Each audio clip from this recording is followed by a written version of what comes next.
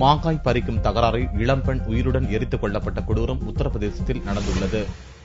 உத்தரப்பிரதேச மாநிலம் பதேபூர் மாவட்டத்தைச் சேர்ந்த கோஷான் கிராமத்தைச் சேர்ந்த சிவபூஷணம் விவசாயி. இவருக்கு சொந்தமான பழத்தோட்டத்தில் புகுந்து மாம்பழங்களை சில இளைஞர்கள் திருடியுள்ளனர். இதனால் அந்த இளைஞர்களுக்கும் சிவபூஷணத்துக்கும் தகராறு மூண்டுள்ளது. சனிக்கிழமையன்று சிவபூஷணம் வயலுக்கு சென்றுவிட தாயும் குடும்பத்தினரும் திருமண விழாவுக்கு சென்றுவிட்டனர். சிவபூஷணத்தின் 18 வயதான மகள் மட்டும் வீட்டில் தனியாக இருந்தார். அங்கு வந்த இளைஞர்கள் இளம்பெண்ணை கொடூரமாக தாக்கியதோடு மண்ணெண்ணெய் ஊற்றி தீ வைத்துவிட்டு தப்பிச் சென்றனர்.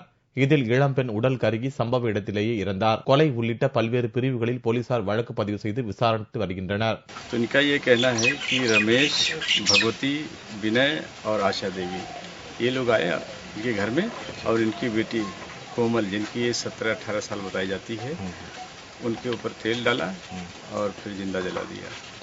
इसी के मद्देनजर 302 और 452 IPC के तहत मुकदमा दर्ज किया गया है और जांच की जा रही है। जिसने भी ये कार्य किया होगा उसके खिलाफ இதில் இளம்பெண் உடல் கருகி சம்பவ இடத்திலேயே இறந்தார். கொலை உள்ளிட்ட பல்வேறு பிரிவுகளில் போலீசார் வழக்கு பதிவு செய்து விசாரித்து வருகின்றனர். இளம்பெண்ணை கற்பழித்துக் கொண்டார்களா என்ற கோணத்திலும் விசாரணை நடந்து வருவதாக போலீசார் தெரிவித்தனர்.